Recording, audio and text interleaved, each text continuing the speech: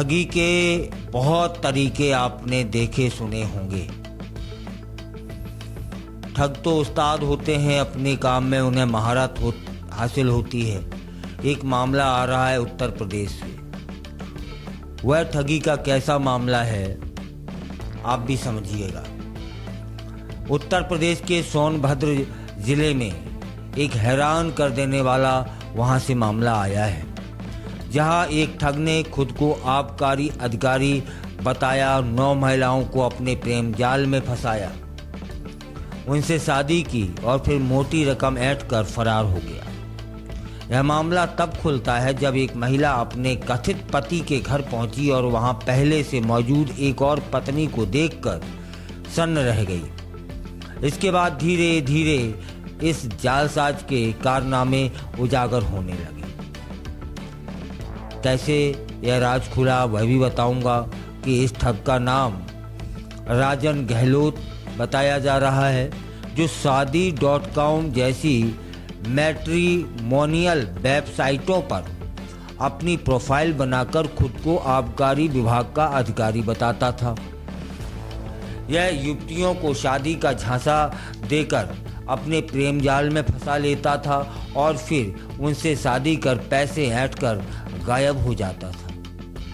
इस ठग का पर्दाफाश तब होता है जब अंबेडकर नगर की रहने वाली एक महिला सोनभद्र पहुंचती है और अपने पति राजन गहलोत के घर जाती है। पड़ोसियों ने जब महिला को रोका और बताया कि घर में पहले से ही उसकी पत्नी मौजूद है, तो महिला के होश उड़ गए। इसी दौरान गोरखपुर की एक अन्य महिला भी वहां पहुंची और उसने भी राजन गहलोत को अपना पति बताया।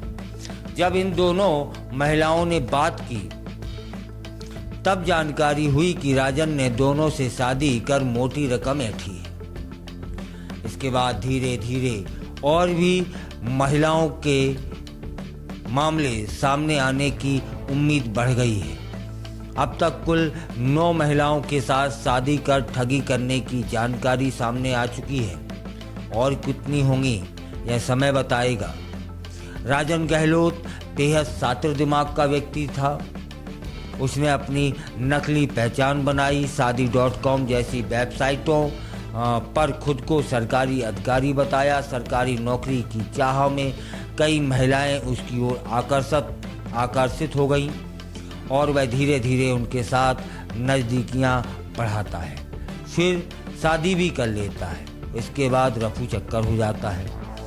शादी के कुछ ही दिनों बाद वह विभिन्न बहानों से महिलाओं से पैसे मांगने लगता है, कभी घर खरीदने के नाम पर, कभी बिजनेस करने के नाम पर या किसी बिजनेस में निवेश के लिए, तो कभी किसी आपात स्थिति का बहाना बनाकर लाखों रुपए ऐंठ लेता है।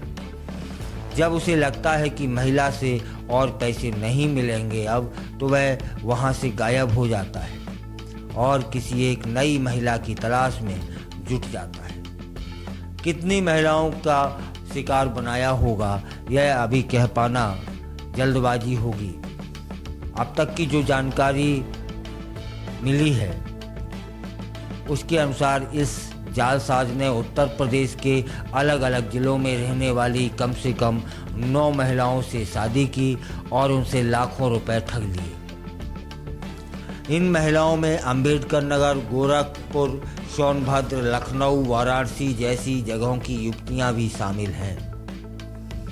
जब इस मामले का खुलासा होता है तो पीड़ित महिलाओं ने पुलिस में शिकायत दर्ज कराई।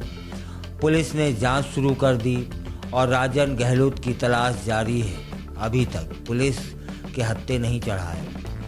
यह भी पता लगाया जा रहा है कि उसने और कितनी महिलाओं को अपने जाल में फंसाया था। पुलिस कहती है कि यह व्यक्ति एक संगठित ठगी गिरोह से भी जुड़ा हो सकता है, जो शादी के नाम पर लोगों से पैसे ऐंठने के काम करते हैं। पुलिस अधिकारियों का कहना है कि अगर कोई और महिला भी ठगी का शिकार हुई है तो वह जल्द से जल्द पुलिस से संपर्क करे। इस घटना ने एक बार फिर से सोशल मीडिया और ऑनलाइन मैट्रिमोनियल वेबसाइटों के जरिए होने वाली ठगी को उजागर किया है। आजकल लोग शादी के लिए इंटरनेट पर प्रोफाइल बनाते हैं, लेकिन कई बार वे ठगों के जाल में भी फंस जाते हैं, जिसके ये ताज़ा उदाहरण हैं। पुलिस ने भी लोगों को सतर्क रहने की सलाह दी है और कहा है कि शादी से पहले पूरी तरीके से जांच पड़ताल करना बहुत ज़रूरी है। खास तौर पर अगर कोई व्यक्ति सरकारी अधिकारी होने का दावा करता है तब तो उसकी जांच करना बहुत बहुत ज़रूरी है। सोनभद्र का यह मामला एक सुनियोजित शादी ठगी गिरोह का हिस्सा भी हो सकता है। पुलिस इस एंगल से भी जांच कर रही है कि क्या राजन गहलोत अकेले यह काम कर रहा था या इसके पीछे किसी बड़े गैंग का हाथ है। यह घटना समाज के लिए एक चेतावनी भी है कि ऑनलाइन रिश्तों में सतर्कता बेहद ज़रूरी है। बिना जांच पड़ताल के किसी पर भरोसा करना भारी नुकसान पहुंचा सकता है। पुलिस ने जनता से अपील की है कि किसी भी संदिग्ध व्यक्ति की सूचना तुरंत प्रशासन को दें ताकि इस तरह की धोखाधड़ी को रोका जा सके।